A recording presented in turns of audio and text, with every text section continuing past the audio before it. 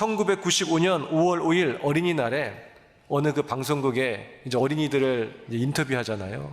그래서 너의 소원은 뭐니? 그렇게 인터뷰를 하니까 그 어린아이가 엄마 아빠랑 함께 같이 사는 거예요.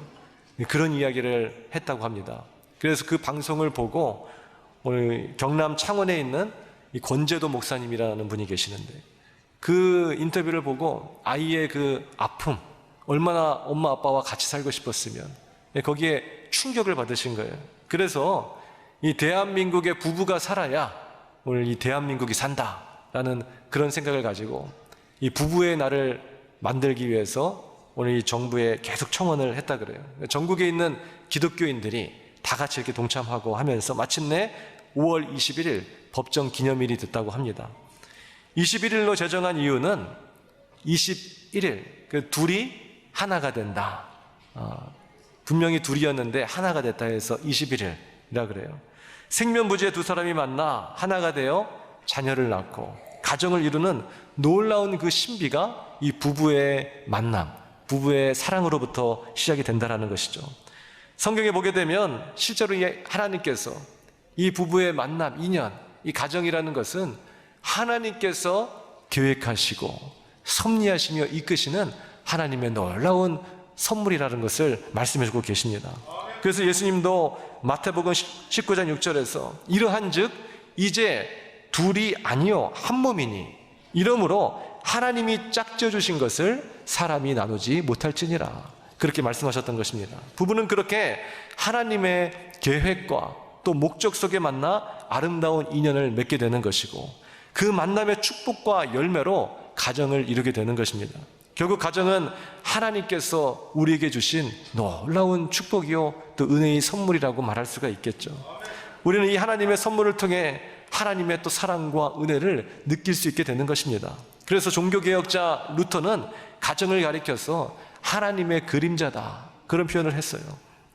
그만큼 가정은 하나님의 사랑과 은혜를, 축복을 느낄 수 있는 삶의 보금자리가 되는 것입니다. 하나님의 그 그늘이 바로 가정 안에 있다라는 것이죠. 그러나 우리의 가정들이 정말로 하나님의 그늘이 되어져 가고 있습니까? 아니면 세상의 그 어둠 속의 그늘로 잠식되어져 가고 있습니까? 실제로 우리의 가정들에 얼마나 많은 아픔이 있고 또 깨어진 그런 가정들이 많이 있어요. 오늘 TV에 여러 TV쇼를 보게 되면 아이의 문제, 또 부부의 문제, 요즘에는 이혼에 관련된 그런 프로그램도 많더라고요. 다 잘 살고 행복한 그런 가정을 그리는 그런 TV 프로그램이 아니라 깨어진 가정에 대한 소재를 가지고 오늘 많은 사람들이 그걸 보면서 때로는 즐기고 있는 그런 현실이 바로 우리 대한민국의 현실이라고 말할 수 있습니다. 파경을 맞이하고 있는 그런 부부들, 깨어진 가정들이 참 많다라는 것이죠. 파격이라는 것은 말 그대로 한자로 거울이 깨져버렸다라는 것입니다. 그렇게 산산조각난 그 거울 속에서 우리의 자녀들이 상처를 받고 있고 그 깨어진 그 거울 위로 걸어가는 자녀들의 모습을 상상해 보세요. 자녀들이 자신의 의지와는 전혀 상관없이 그 가정 안에 들어가게 되면 깨진 거울을 밟고 다니게 되는 것이, 그 자녀들이 피 흘리게 되고 우울하게 되고 슬프게 되고 그러면서 탈선하거나 아니면 심지어는 자신의 목숨을 끊는 등의 그런 악순환이, 부부의 파경이 자녀들에게도 좋지 않은 영향을 끼치고 그 가정이 파괴되면서 대한민국 전체가 병들어 가고 있는 이런 악순환이 계속해서 반복되고 있다는 것입니다. 그런 면에서 가정의 회복은 선택이 아니라 오늘 필수인 것입니다. 가정이라는 안락한 보금자리가 깨어지면 우리의 삶과 우리의 영혼도 깨어지기 때문에 그런 것입니다. 그렇다면 어떻게 우리의 가정을 지킬 수 있을까요? 그리고 또한 깨어진 가정이 있다고 한다면 우리가 어떻게 다시금 회복할 수 있겠습니까? 오직 우리의 가정을 창조하신 여호와 하나님으로만 가능할 줄을 믿으시기 바랍니다. 루터가 가정이 하나님의 그림자라고 말했던 것처럼 가정이 바로 하나님의 나라가 되어야 된다는 것이죠. 예수님이 우리의 가장이 되어주시고 부모 형제 간에 예수 그리스도의 사랑으로 가득 찰 때 진정한 부모님을 향한 사랑과 존경, 그 효가 나타날 수 있는 것이고 진정으로 자녀들을 아끼고 사랑하며 주의 훈계로 양육할 수 있는 오늘 바른 교육이 이루어질 수 있다는 것입니다. 또한 우리를 위해 생명을 내어주신 예수님, 그 십자가의 보혈과 사랑으로 그 가정이 물들어가기 시작할 때 산산이 부서진 거울 조각과 같은 오늘 우리의 그 가정이, 오늘 이 세상의 법칙에는 깨져버린 것은 다시 원상회복될 수가 없는 것이에요. 깨진 거울을 본드로 붙여봤자 붙일 수는 있겠지만 그 금은 다 보입니다. 그 상처는 다 보여요. 처음 그대로 완전 원상복구는 불가능하죠. 오늘 이 세상의 모든 것이 그래요. 생로병사, 늙고 병들어 죽음에 이르는 것이 다 오늘 이 세상의 법칙입니다. 과학에서는 이것을 무질서의 법칙이다.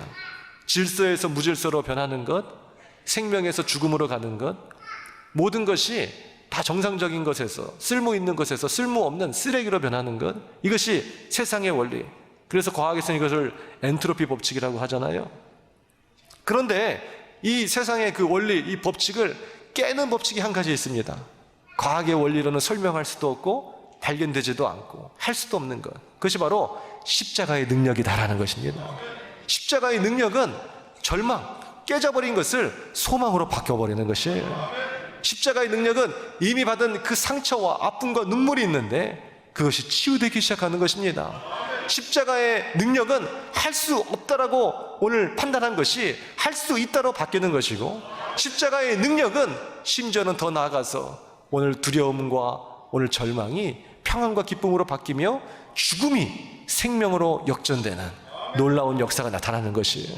그것을 가리켜서 우리는 기적이라고 말하는 것입니다. 우리가 할 수 없기 때문에 기적이라고 말하는 것이죠. 기적은 뜬구름 잡는 이야기가 아니고 존재하지 않는 이야기가 아니고 하나님께서 하시는 그 일을 우리는 기적이라고 하는 것입니다. 내가 할 수 없기 때문에 기적이라고 말하는 것이죠. 나는 할 수 없으되 내게 능력 주시는 자 안에서는 내가 무엇이든지 할 수 있는 줄을 믿으시기 바랍니다. 이것이 하나님의 능력이에요. 우리 가정이 바로 이 그리스도의 능력 가운데 있어야 된다는 것입니다. 그러면 깨어진 가정도, 슬픔 속에 있는 가정도 오늘 화목과 기쁨으로 바뀌게 되고, 반목과 질시에 있었던 가정도 서로 사랑하고 화해하는 가정으로 바뀌게 되는 것이고, 어둠과 절망 속에 있던 그 가정이 생명의 빛으로 물들게 될 줄을 믿으시기 바랍니다. 이것이 그리스도의 십자가의 은혜와 능력이라는 것이죠. 그래서 에베소서 2장 13절 이하를 보게 되면, 이전에는 전에 멀리 있던 너희가 그리스도 예수의 그 피로 가까워졌느니라 그랬어요. 이전에는 멀리 있었어요. 오늘 부부가 동상이몽이라 그러잖아요. 한 이불을 덮고 자지만 육신은 가까운 것처럼 느껴지지만 몸이 너무 멀리 있는 거예요. 오늘 부모와 자녀가 한 가정에서 매일같이 만나서 같이 자고 밥 먹고 한 테두리 안에서 생활하지만 가만 뒤돌아보니까 남보다도 더 멀어요. 너무나 먼 관계가 되어버린 것이에요. 어떻게 가까워질 수 있을까? 이것이 이제 TV 프로그램의 소재잖아요. 근데 그것이 결코 쉽지 않다라는 거예요. 끊임없는 반목과 또 불화와 또 상처와 이런 것들이 가정에서부터 너무나 시작이 되고, 오히려 다른 사회보다 가정이 더욱더 그런 아픔과 고통의 장소와 눈물의 장소가 되어버리고, 어떻게 이것을 해결할 수 있겠느냐라는 것이에요. 다른 어떤 것으로도 이것은 불가능합니다. 오직 하나, 예수 그리스도의 보혈의 피로만 가능한 줄을 믿으시기 바랍니다. 이전에는 멀리 있던 너희가 그리스도 예수 안에서 가까워졌느니라. 십자가의 그 보혈, 그 피가 있을 때 가까워지기 시작한다는 거예요. 내 남편이 주님 앞에 나와서 가슴을 찢고 눈물로 회개하며 주님을 깊이 만나고 예배하고 찬양할 때 부부 사이는 가까워지는 거예요. 대화가 시작이 되는 것이에요.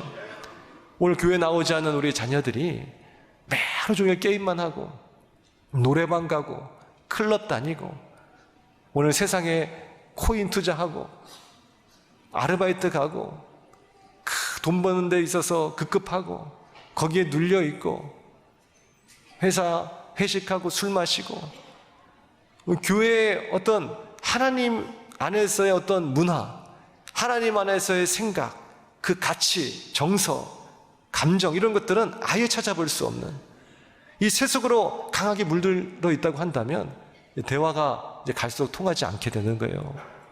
부모님은 그 어둠의 세계를, 세속의 세계를, 그곳에서 우리 자녀들이 어떻게 아파하고 있고 눈물을 흘리고 고통받는지 공감 자체가 되지도 않고, 이 자녀들은 자녀들대로 그곳에 묻혀서 어머니가 주일날 교회 가서 뭘 하는지, 뭘 그렇게 해서 또 종교 생활을 하는 것인지 관심도 없고 알 수도 없고 알 필요도 없고, 두 사람의 그 사이는, 그 심리적 거리는, 영혼의 거리는 오늘 너무나 멀어지는 것입니다. 근데 우리 자녀가 주님을 깊이 만났다고 해보세요. 예수 그리스도의 십자가의 보혈로 물들었다고 해보세요. 그 십자가의 보혈의 은혜와 능력을 체험해서 그 아픔과 상처가 치유되기 시작하고, 오늘 어둠이라는 그 세상 가운데서 빛을 발견하고, 절망이라는 그 사회의 그 현실에서 새로운 소망을 발견하며 나가기 시작했다고 한다면 그리스도의 피로 가까워지기 시작하는 것입니다. 가정의 그 가장은 오직 예수 그리스도가 되셔야 되는 것이에요. 그는 우리의 화평이신지라 둘로 하나를 만드사 원수된 것 곧 중간에 막힌 담을 자기 육체로 허물어 버리시고 십자가로 이 둘을 한 몸으로 하나님과 화목하게 하려 하심이라. 두 사람과의 그 막힌 담을 하나님께서 그 육체로, 그 십자가로 허물어 버리셨다라는 것입니다. 그것이 그리스도의 사랑입니다. 하나님과 우리와의 막힌 담을 허물으신과 동시에 나와 너의 그 막힌 담을 허물어 버리신 것이 바로 십자가의 사랑이에요. 그래서 우리가 하나님을 사랑한다고 한다면 오늘 너와 나 사이에 막힌 담도 이제 없는 겁니다. 할렐루야. 그렇기 때문에 우리 안에 미움과 증오는 없는 거예요. 그렇기 때문에 오늘 우리는 원수도 사랑할 수가 있는 것이에요. 내 남편이 원수다, 왼수다, 사랑할 수가 있는 것이에요. 오늘 우리 그리스도인이라 한다 할지라도 하나님과의 깊은 사랑 가운데 있는데 누군가를 미워한다, 누군가를 증오한다, 결코 마음이 편하지 않아요. 내 안에 계신 성령님께서 그것을 원치 않기 때문에. 그리고 미움과 증오에 대한 그 죄악에 대한 그 열매, 어둠은 고스란히 내가 다 안고 가게 되는 것입니다. 제가 메밀집에 한번 갔어요. 식사를 하러 갔는데 그 종업원 하시는 그분이 이렇게 서빙을 하는데 너무 기쁘게 하시는 거예요. 즐겁게. 그러면서 아유, 주문하신 메밀이 왔습니다. 돌돌돌돌 말아서 뭐 후춧가루 푹푹 치고 뭐 예를 들어서 해서 드시면 너무너무 맛있어요. 먹는 방법까지 옆 테이블에서 그렇게 설명을 하는데 제가 그것을 유심히 봤어요. 딱 보는데 그 테이블에 앉아 계신 분들이 좀 귀찮다는 듯이 네네 막 이러시더라고요. 근데 제가 그랬어요. 아유, 저렇게까지 반응도 없고 하는데 저렇게 좀 이렇게 친절을 베풀 필요가 있을까? 저분이 상처받지 않을까? 그냥 갖다 드리고 알아서 먹으라고 하면 될 텐데.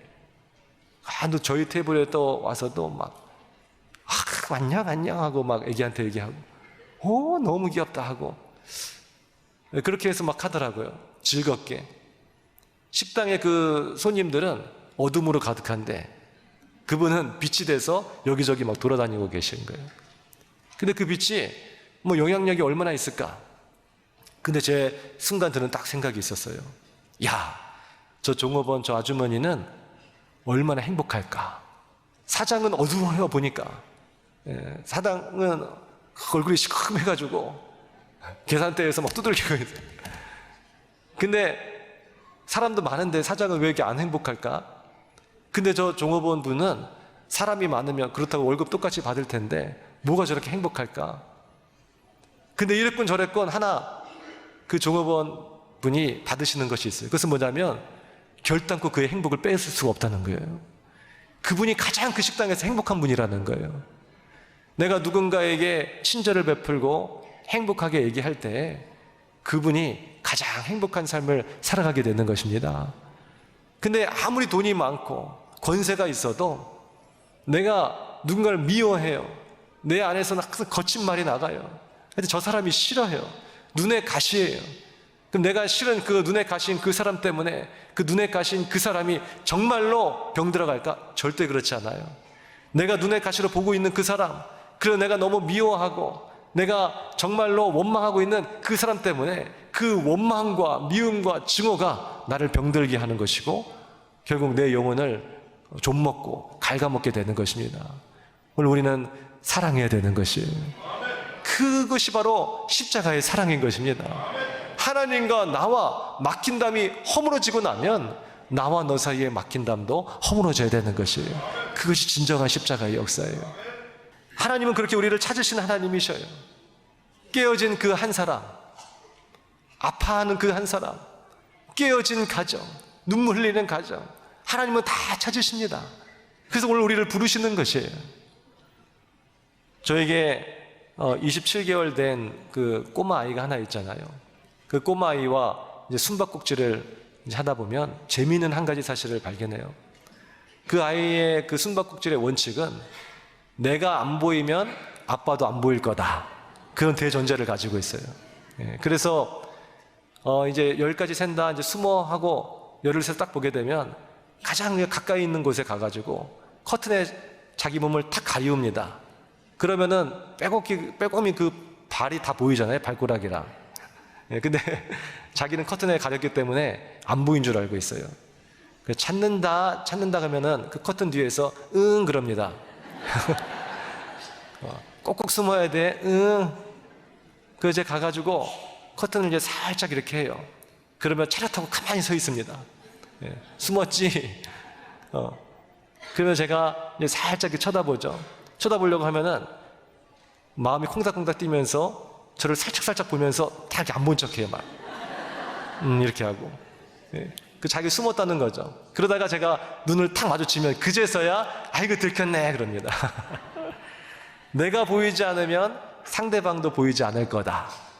이거는 너무 순진한 어린아이의 그 생각이죠. 근데 어쩌면 우리도 이와 같은 이런 숨바꼭질을 혹시 하나님과 하고 있지는 않은지 우리가 생각해 볼 필요가 있을 것입니다. 어린아이처럼 나는 그 하나님의 그 시선을 피해 멀리 도망하면서 꼭꼭 숨었다고 생각할 수도 있겠죠. 아담이 동산 나무 뒤로 숨었을 때 그 하나님과의 숨바꼭질이잖아요. 내가 동산 나무 뒤에 숨었으니까 하나님은 나를 보시지 못하겠지. 내가 너무 죄악 가운데 있기 때문에, 너무 부끄럽기 때문에, 그래서 하나님 곁을 멀리 떠난 사람도, 아담처럼 그렇게 멀리 떠난 사람들도 분명히 있을 거예요. 오늘 오래도록 하나님 곁을 떠났다가 오늘 긴 세월을 다 지나고 나서 그리고 모처럼 만에 다시 주님 곁으로 오신 분도 계실 수도 있을 것입니다. 여러 가지 인생의 우여곡절과 사연이 있겠지만 그 중에 한 가지가 이런 이유도 있을 수도 있겠어요. 내가 어떻게 하나님 낯을 다시 보리요. 젊은 그 청년의 시절에 주님과 함께 교제하고 멋지게 신앙생활 했지만 인생의 어느 한순간 나락으로 떨어지고 절망 가운데 침잠하고 그리고 또 때로는 사단의 유혹과 시험 속에 넘어지기도 하고 다시 주님 곁으로 올 용기가 없는 거예요. 그래서 동산 나무 뒤에 꼭꼭 숨은 것처럼 오늘 하나님 보이지 않는 곳에 내가 깊이 숨으리라 이렇게 생각했을 수도 있습니다. 그러나 하나님은 어떻게 하시죠? 동산 나무 뒤에 숨었던 그 아담을 찾으시는 것이에요. 하나님은 찾으시는 하나님이십니다. 하나님은 모르지 않으신다라는 것이죠. 하나님은 그렇게 아담을 찾으셨어. 인생의 그 어느 순간 세상에 어떤 그 골방에 은밀히 우리가 거한다 할지라도 하나님은 반드시 우리를 찾으셔서 그 사랑의 눈빛으로 바라보고 계신 줄을 믿으시기 바랍니다. 오늘 우리는 애써 하나님을 외면하며 하나님은 결코 나를 찾으실 수 없을 거야 라고 말할 수 있겠지만 하나님께서는 오늘 이 시간 나를 바라보시고 반드시 찾으신다는 것이죠. 나는 그렇게 하나님은 나를 떠나버렸고 하나님 또한 내 곁을 떠났다고 낙심할 수 있겠지만 하나님은 나를 바라보시면서 결코 나를 포기하지 아니하시고 끝까지 나를 붙잡고 계신다라는 것입니다. 신명기 32장 10절 이하에서 하나님은 이렇게 말씀하십니다. 여호와께서 그를 황무지에서 짐승의 부르짖는 광야에서 만나시고 호위하시며 보호하시며 자기의 눈동자같이 지키셨도다. 마치 독수리가 자기의 보금자리를 어지럽게 하며 자기 새끼 위에 너풀거리며 그의 날개를 펴서 새끼를 받으며 그의 날개 아래 그것을 엎는 것 같이 여호와께서 홀로 그를 인도하셨고 그와 함께한 다른 신이 없었도다 라고 말씀하고 계십니다. 오늘 하나님께서 그 황무지에서 어떻게 하셨다고요? 이스라엘 백성들을 호위하시고 보호하시며 자기의 눈동자같이 그들을 지키셨도다라고 말씀하고 있습니다. 우리를 향한 하나님의 시선이 결코 떠나지 아니하신다는 것이죠. 어린아이를 품고 있었던 그 엄마가 그 시선이 결코 어린아이에게 떠나지 않는 것처럼, 오늘 우리 신명기 32장의 그 비유를 보게 되면 독수리가 오늘 그 보금자리를 어지럽게 해서 그 새끼가 떨어지잖아요. 근데 결코 그 시선이 그 새끼에게 떨어지지 않는 것이에요. 오늘 창궁을 나르며 무한한 바라볼 수 있는 시선이 이 세상 가운데 펼쳐져 있다 할지라도 엄마는 오직 그 포커스가 자기의 새끼에게만 향해 있는 것입니다. 그가 날갯짓을 잘하고 있을까? 오늘 이제 그 날갯짓을 통해서 비로소 한 마리의 멋진 독수리가 될 수 있을까? 그렇게 훈련을 시키는 거죠. 그리고 떨어질 때쯤에 오늘 그를 낚아채서 다시금 그 보금자리로 인도해 줍니다. 그런 훈련을 통해서 아기 독수리는 비로소 자라나는 것이고, 이제 그 날갯짓을 통하여서 엄마처럼 창궁을 향해 나를 수가 있는 것이겠죠. 그 과정이 있기까지 그 어미의 독수리는 오늘 그 시선을 결코 놓지 않는다라는 것이죠. 하나님께서 오늘 우리 어린아이가 어른이 돼서 점점 육체도 자라고 마음과 정신이 성숙해 가는 것처럼, 오늘 우리의 영혼이, 우리의 믿음이 어린아이 같지만 그 어린아이와 같은 그 믿음이 자라서 청년의 믿음으로, 장년의 믿음으로, 이제 하나님의 위대한 군사로, 하나님의 위대한 종으로 서기까지 하나님께서 결단코 그 시선을 떠나지 아니하신다라는 것입니다. 야곱은 참으로 외로웠어요. 그래서 오늘 홀로 인생의 길을 걷는 것처럼 느껴졌지만 하나님은 창세기 28장 15절에서 뭐라고 말씀하십니까? 걱정하지 마라. 앞으로 네가 펼쳐질 그 인생길에서 너 홀로 걷는 것처럼 네가 느껴질 수는 있겠지만 나는 너를 떠나지 아니할 것이다. 내가 느끼는 것과 실제적 현실은 다른 것이에요. 내가 느끼는 것은 공기가 없는 것처럼 느껴지지만 보이지 않기 때문에 공기는 존재하는 거잖아요. 내가 느끼는 것은 커튼 뒤로 숨었기 때문에 아빠가 나를 찾지 못할 것이라 생각하지만 실제로 아빠는 다 보고 있잖아요. 네가 인생의 길을 홀로 걸어갔을 때 마치 네가 혼자 걷는 것처럼 느낄 거야. 네가 외로울 때도 있을 거야. 넘어질 때도 있을 거야. 원수의 대적이 너를 둘러진쳐서 너를 위협하며 네가 두려움 속에서 사면초가 위기에서 아무도 나를 도울 자가 없구나라고 생각할 때가 있을 수 있을 거야. 그러나 걱정하지 마렴. 내가 너와 함께 있어. 네가 어디로 가든지 내가 너를 지키며 너를 이끌어 이 땅으로 돌아오게 할지니라. 내가 너에게 허락한 것을 다 이루기까지 결단코 너를 떠나지 아니하리라. 할렐루야. 하나님이 결단코 나를 떠나지 아니하시겠다고 약속하신 것이에요. 그래서 하나님이 오늘 이 시간 우리를 부르신 것입니다. 오늘 오랜만에 오신 우리 사랑하는 성도님들, 어쩌면 몇 개월 또 몇 년, 오늘 이 가운데는 제가 알기로 몇십 년 만에 오신 분이 있어요. 어제 또 제가 대화를 나눌 때 젊은 시절 하나님을 만나고 열심히 또 신앙생활을 했는데 인생의 구비구비 우여곡절 다 긴 시간을 지나다가 이제는 90세가 다 되셔서 오신 우리 아버님 또 어머님도 계십니다. 제가 그 이야기를 들었어요. 그 긴 시간 동안 어떻게 보내시다가 오늘 이제 오시게 되었을까? 나는 긴 시간 동안 꼭꼭 숨어 있었고 하나님이 나를 찾지 못하셨는데 내가 오늘 비로소 커튼 뒤로 나와 주님 곁으로 나왔다. 이것은 자기중심적인 생각일 수가 있어요. 그 어린아이처럼 내가 커튼 뒤로 숨었기 때문에 90세가 되는 그 시간까지 하나님은 나를 찾지 못하셨을 거야. 알지 못하셨을 거야. 이제 더 나아가서 어때요? 인생의 절망이 찾아왔을 땐 나를 버리셨을 거야. 나를 떠나셨을 거야. 그러나 하나님은 우리를 찾으신 하나님이십니다. 떠나지 아니하신 하나님이셔요. 그리고 우리를 기다리셨어요. 독수리 그 어미가 그 새끼를 기다린 것처럼, 그리고 그 바닥에서 그를 낚아채서 다시금 창궁으로 올리는 것처럼 오늘이 바로 기다림의 그 끝의 시간이고 우리를 부르신 시간입니다. 오늘 우리를 찾으시는 하나님, 그 안에서 오늘 참된 평안과 안식을 누리시고 그렇게 우리의 가정이 십자가의 은혜와 사랑으로 물들어가며 성숙하며 주님 안에서 아름다운 열매를 맺을 수 있는 진정을 하나님의 그늘이 될 수 있는 우리 모두가 다 될 수 있기를 주님의 이름으로 축원드립니다.